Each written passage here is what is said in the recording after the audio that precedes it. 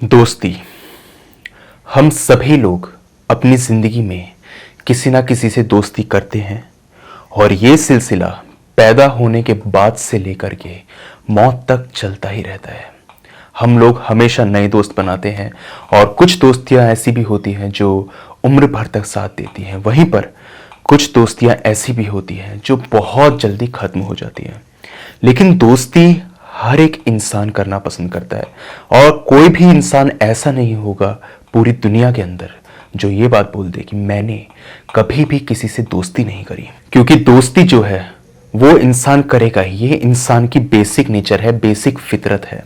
कुछ दोस्तियां ऐसी होती हैं जो उम्र भर साथ देती हैं, वहीं पर कुछ दोस्तियां ऐसी भी होती हैं जो कुछ पल दो पल की मेहमान होती है, यानी कि बस वो दोस्त आए और गए। ऐसे अनगिनत दोस्त हम लोगों ने अपनी ज़िंदगी में बनाए हैं। लेकिन क्या हो अगर आपकी दोस्ती एक ऐसी शक्ति से हो जाए, एक ऐसी चीज़ से हो जाए जो यहाँ हर किसी को दिखाई नहीं देती।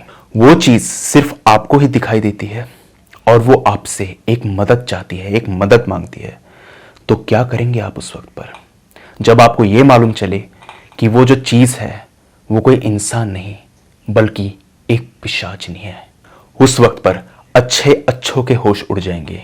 तो आज की कहानी जो है वो एक पिशाचनी से दोस्ती को लेकर के ही है कि यहाँ पर एक सीधे साधे लड़के की दोस्ती एक पिशाचनी से हो गई।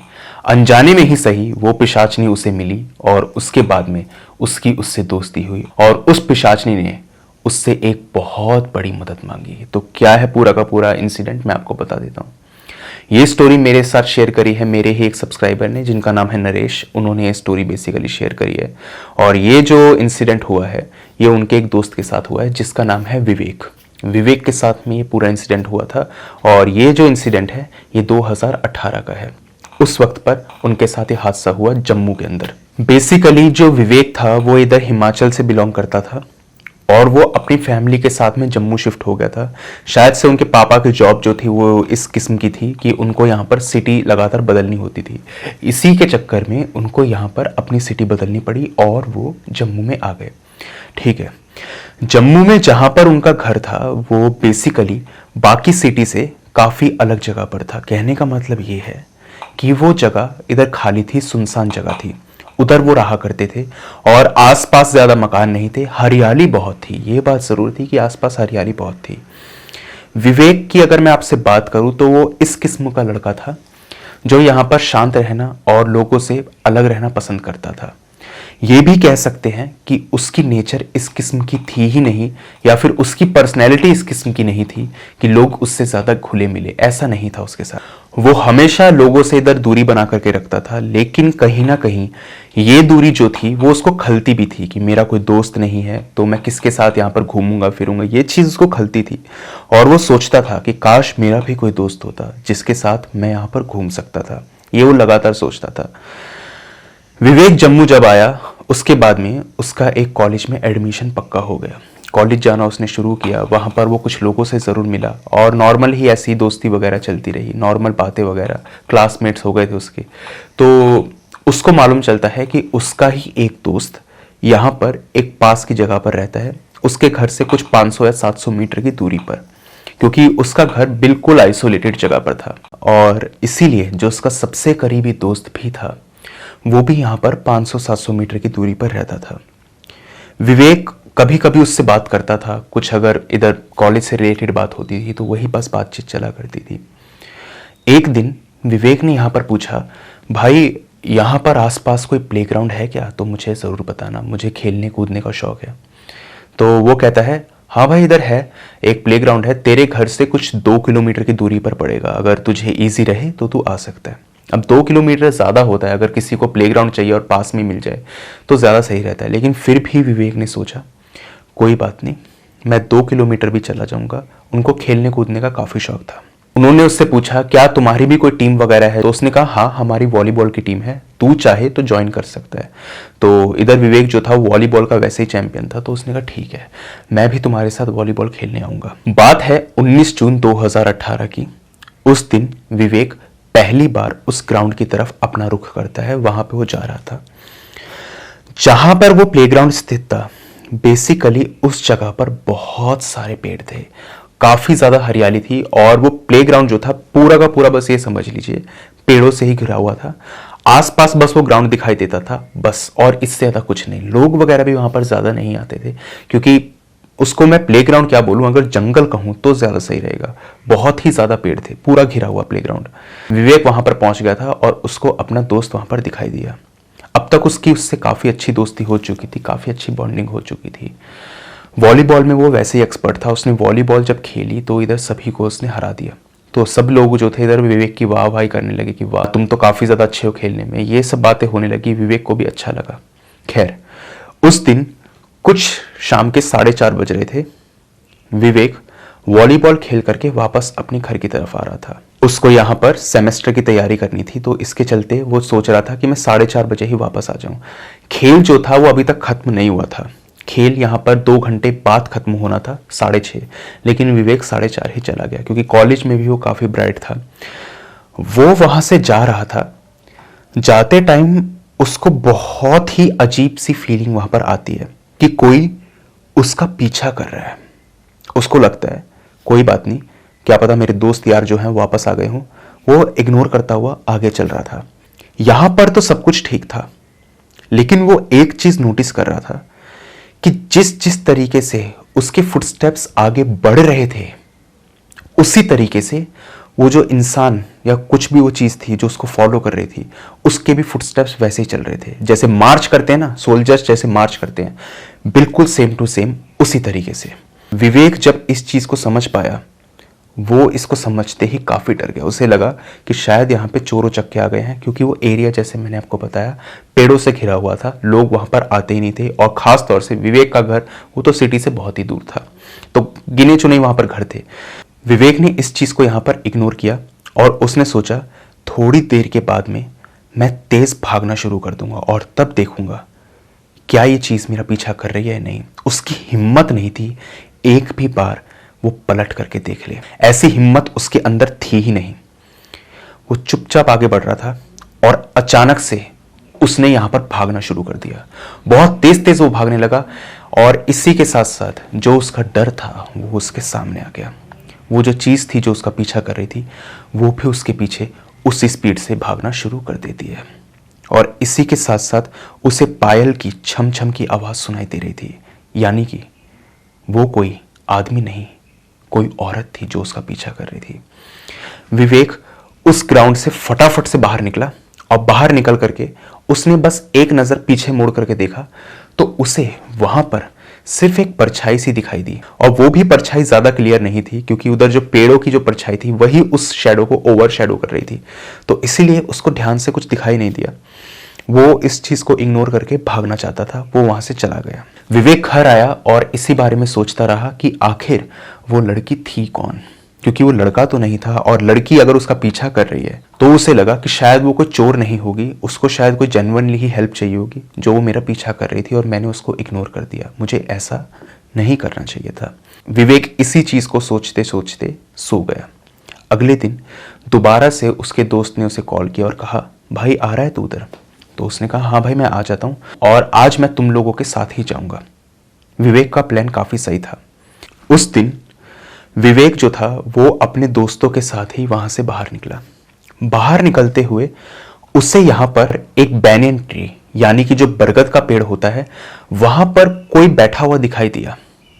कौन था उसे ढंग से समझ में नहीं आया। शायद कोई जानवर, शायद कोई लड़की, शायद कोई लड़का, कुछ क्लियर नहीं था उधर। उसने बस उसको देखा, और वो थोड़ी सी परछाई दिखाई दे रही थी और हल्की फुल्की उसकी आंखें चमक रही थी। विवेक ने अपने दोस्त को बोला, भाई तुझे वहां पर कुछ दिखाई दे रहा है? उसने कहा, भाई जानवर वानवर होगा, छोड़ना, बंदर वगैरह काफी है इधर, और छोड़ तू चल। विवेक उस दिन अपने दोस्त के साथ वापस आ गया। उस दिन भी उसके साथ कुछ नहीं हुआ।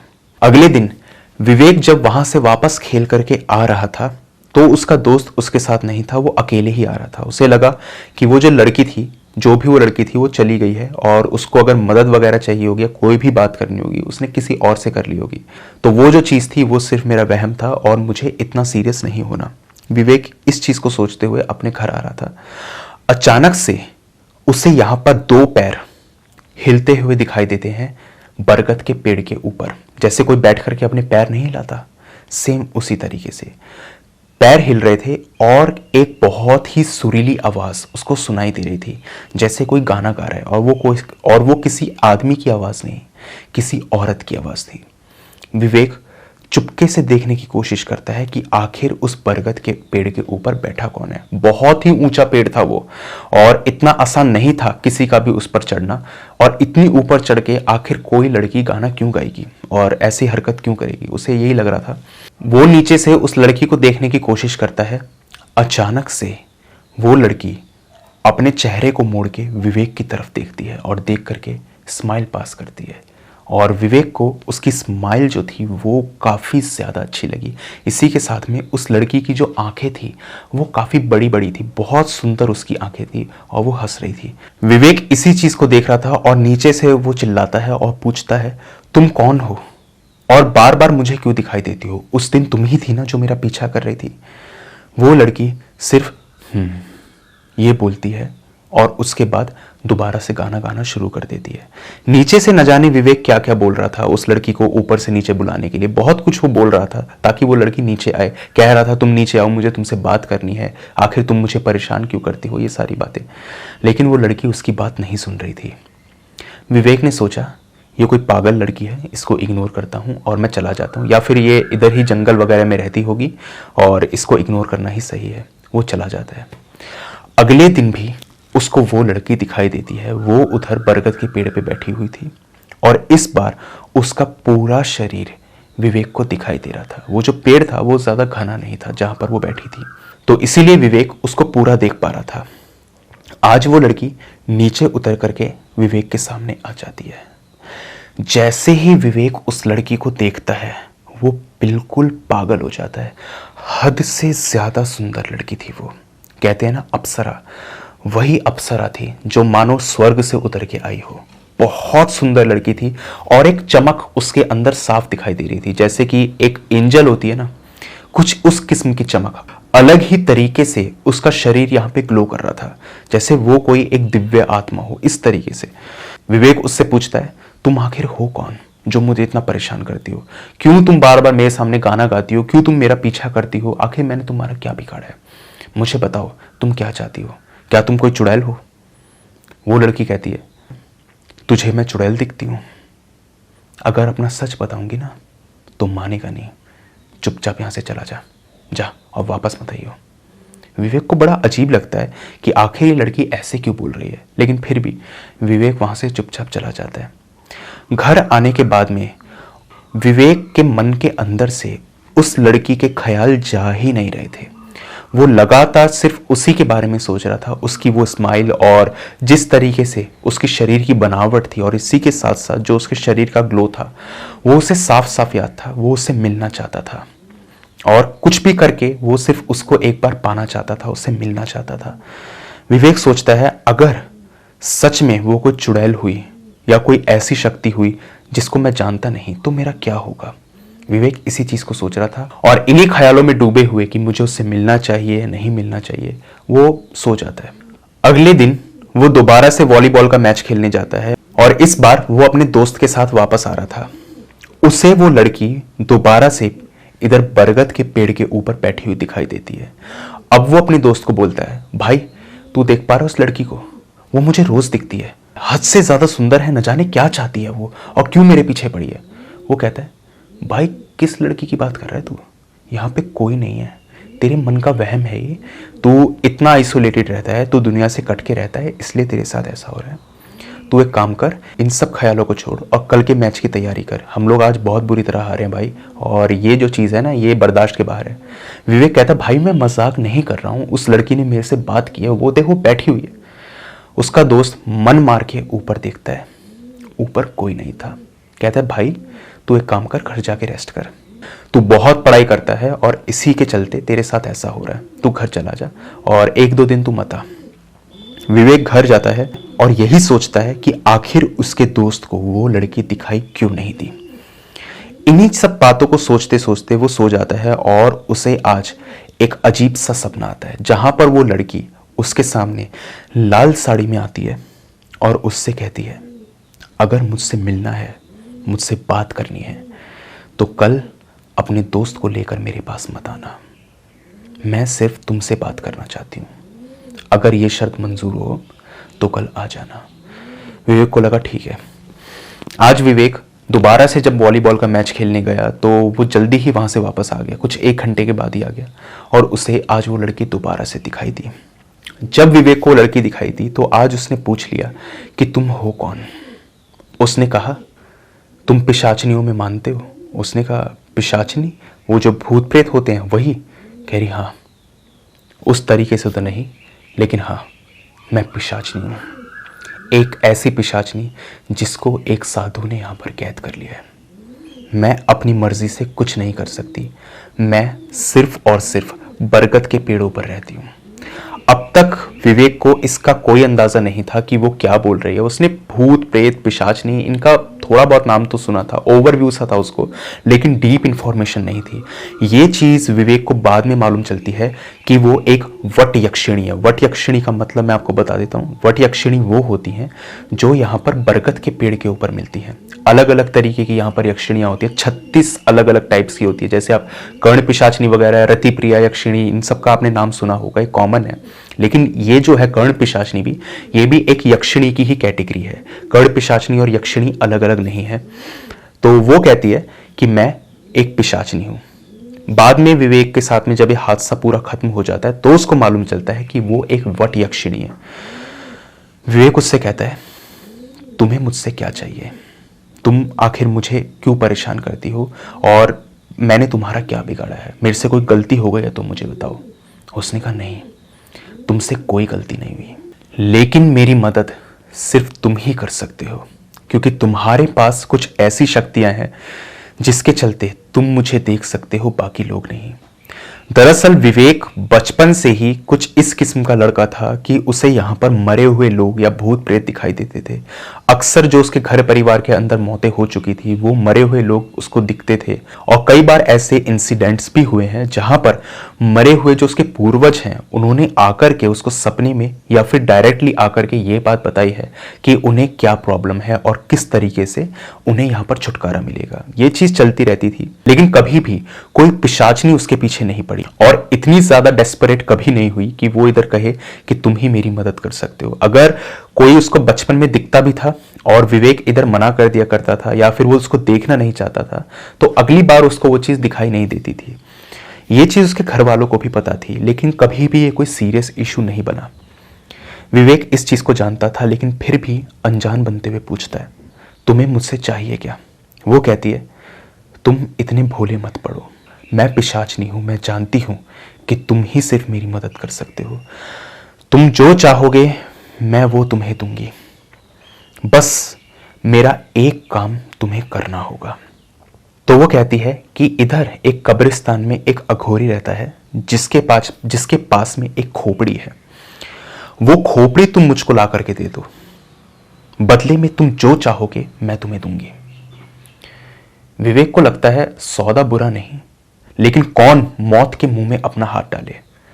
वो इधर कहता है देखो तुम जो कोई भी हो, मैं तुम्हारी मदद नहीं कर सकता। मुझे अफसोस है कि उस तांत्रिक ने तुम्हें यहाँ पर कैद कर रखा है, लेकिन फिर भी मैं तुम्हारी मदद नहीं कर सकता। तुम किसी और से यहाँ पर मदद मांग लो, मैं जीते जी अपना हाथ मौत के मुंह में नहीं डालने वाला। विवेक वहां से चला जाता, लेकिन घर जाने के बाद में वो काफी यहाँ पर उदास हो गया था और यही सोच रहा था कि वो अगर चाहता तो उसकी मदद कर सकता था। सिर्फ एक खोपड़ी लाने की तो बात थी और रास्ता भी वो बताने को तैयार थी, लेकिन फिर भी विवेक ने उसकी मदद नहीं करी। कहीं ना कहीं उसका मन नहीं मान रहा था, और वो जाकर के उस यक्षिणी से दोबारा बात करता है और कहता है मैं तुम्हारी मदद करूंगा, लेकिन शर्त यह है कि जो भी चीज मैं तुमसे मांगूंगा वो तुम्हें मुझे पहले देनी होगी, तभी मैं तुम्हारी मुक्ति के बारे में सोचूंगा। वो कहती ठीक है। कहती अपनी शर्त बताओ, तुम्हारी शर्त क्या है? तो वो कहता है मुझे इस सेमेस्टर में टॉप मार्क्स के साथ में पास होना है। जितने भी एग्जाम्स मेरे होने वाले हैं वो सारे जो एग्जाम्स के क्वेश्चन पेपर हैं वो मेरे पास पहले आ जाने चाहिए। अगर कल तक मेरी इच्छा पूरी हो जाती है तो मैं तुम्हारी मदद करने के बारे में सोच सकता हूँ। विवेक लालची था। यक्षिणी ने कहा ठीक है, लेकिन एक बात याद रखना, अगर तुमने मेरी मदद नहीं करी तो उसका अंजाम बहुत बुरा होगा। क्योंकि यहां तुम मेरे से वादा कर रहे हो। उसने कहा ठीक है। अगले दिन विवेक देखता है कि उसके बैग में कुछ यहां पर 5 क्वेश्चन पेपर पड़े हुए थे, अलग अलग तरीके के। वो बहुत खुश हुआ कि पिशाचनी ने यहां पर अपने वादे को पूरा किया। वो वहां पर दोबारा जाता है और उस पिशाचनी से मिलता है। पिशाचनी कहती है तुम्हें अपना वादा पूरा करना होगा, याद है ना तुमने मेरे से क्या वादा किया था। विवेक कहता है मैंने तुमसे कोई वादा नहीं किया था, मैंने कहा था मैं सोचूंगा। हां, अगर मेरी एक और इच्छा पूरी हो जाए तो मैं तुम्हारी मदद कर सकता हूं। उसने कहा ठीक है, तुम्हारी इच्छा मैं एक और पूरी कर दूंगी, लेकिन उससे पहले वो जो पत्थर पड़ा है ना, उस पत्थर को उठाओ और अपनी जेब में डालो और उसके बाद दोबारा से उसको जेब से बाहर निकालो। विवेक कहता है बड़ी अजीब सी बात है, आखिर ये चीज कोई कैसे नहीं कर सकता। विवेक पत्थर को उठाता है और ऐसे हवा में उछालता है और कहता है ये लो, जेब में डालता है और कहता है अब मैं इसको बाहर निकालता हूं। जैसे ही वो बाहर निकालने वाला था, वो पत्थर जेब में था ही नहीं और इधर यक्षिणी जो थी उसकी बात ऊपर हो गई थी। उसने कहा तुम यहां पर शर्त हार गए, अब तुम्हें मेरी मदद करनी होगी। विवेक जानता था कि अगर वो उसकी मदद नहीं करेगा तो वो जो पिशाचनी है इसका पीछा कभी नहीं छोड़ेगी, क्योंकि इस वक्त पर जो पिशाचनी थी वो काफी गुस्से में आ चुकी थी। वो इस तरीके के मजाक के रवैये को देख करके खुश नहीं थी। उसको सचमुच यहां पर वो खोपड़ी चाहिए थी। वो उसे कहती है कि रात के 1 बजे तुम्हें उस कब्रिस्तान में जाना है। इतने में ही विवेक कहता है एक मिनट, रात में क्यों, मैं दिन में भी तो जा सकता हूं उस कब्रिस्तान में। वो कहती है वो खोपड़ी सिर्फ रात में ही दिखाई देती है और रात में ही वो तांत्रिक उसको अपने घर से या फिर जो भी उसकी कुटिया थी वहां से बाहर निकालता है। और वो उसे कहती है रात के 1 बजे तुम्हें वहां पर कब्रिस्तान में जाना है और संभल करके जाना, क्योंकि अगर उस तांत्रिक की नजर तुम पर पड़ गई तो वो तुम्हारा ऐसा हश्र कर सकता है जिसके चलते तुम जीते जी तो क्या, मरने के बाद भी पछताओ जैसे मैं पछता रही हूं। तुम्हें सिर्फ एक काम करना है, चुपचाप से उसकी नजरों से बच के वो खोपड़ी चुरानी है और वो मेरे हाथों में देनी है। जैसे ही वो खोपड़ी मेरे पास में आएगी तुम आजाद हो, तुम्हें कोई डरने की बात नहीं है। मैं तुम्हारा पीछा कभी नहीं करूंगी और वापस से तुमसे कोई मदद नहीं मांगूंगी। विवेक को लगा बस इतनी सी बात। विवेक उस रात कब्रिस्तान में चला जाता है। रात के 1 बज रहे थे। रात के 1 बजे कब्रिस्तान में दाखिल होता है और वो देखता है कि वो जो तांत्रिक है वो इधर आंखें बंद करके कुछ ना कुछ पढ़ रहा है और उधर जो खोपड़ी है उसके ऊपर कुछ हड्डी से ऐसे ऐसे घुमा रहा है, कुछ मंत्र पढ़ रहा था, काला जादू, पता नहीं क्या था। विवेक को इतनी समझ नहीं थी। विवेक चोरी छुपे बच करके उधर से जाता है और पीछे से उस साधु से वो खोपड़ी उठा लेता है। बहुत ही इजीली उसने ये काम कर लिया था। खोपड़ी जब वो उठाता है वो देखता है वो खोपड़ी काफी गर्म थी और उसके अंदर से यहां पर भाप निकल रही थी। जैसे चाय वाय बनती है तो कैसे भाप निकलती है, कुछ उसी किस्म से वहां पे भाप निकल रही थी, लेकिन इतनी गर्म वो नहीं थी कि उसे पकड़ा ना जा सके। विवेक पकड़ के उसे भाग रहा था और भागते हुए अचानक से उसका पैर यहां पे स्लिप होता है और वो गिर जाता है।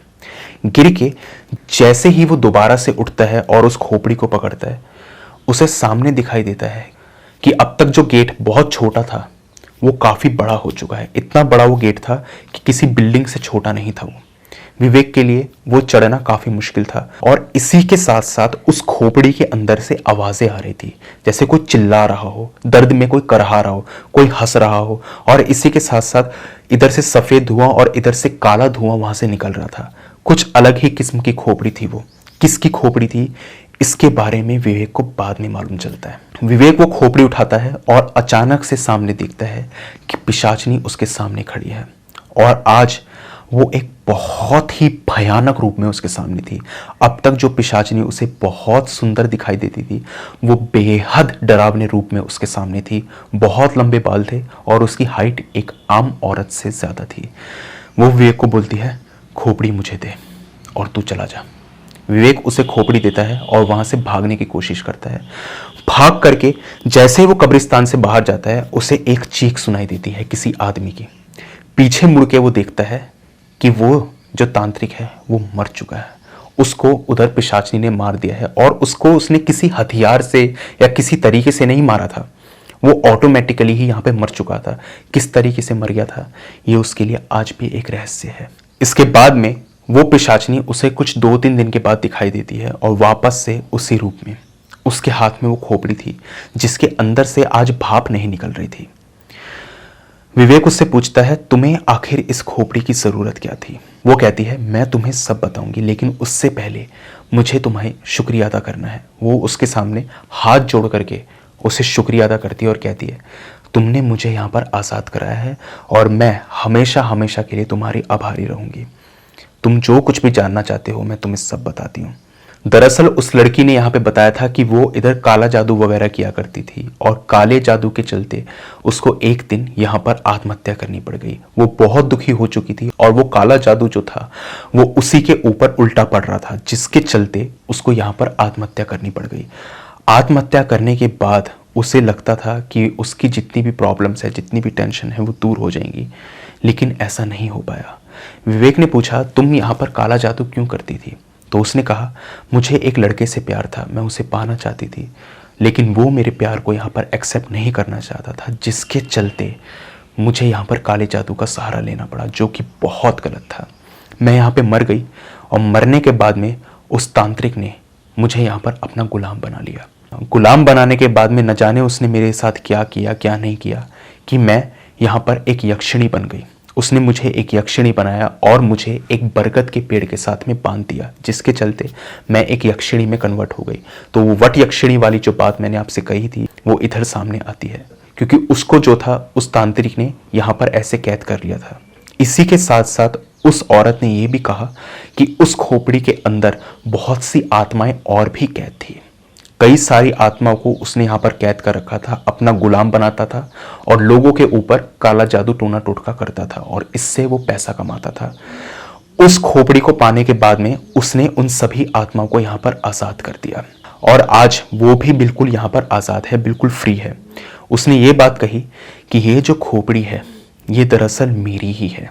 मुझे मारने के बाद में उसने मेरा अंतिम संस्कार भी उस रीति रिवाज से नहीं किया जिस रीति रिवाज से किया जाना चाहिए, जिसके चलते मुझे मुक्ति कभी नहीं मिल पाई और मेरी खोपड़ी को उसने अपने पास में रख लिया। वो अपने काले जादू को यहाँ पर अंजाम देता था और मेरी खोपड़ी जो थी वो उसके पास में रहती थी और उसी से उसने सारी आत्माओं को कैद कर रखा था।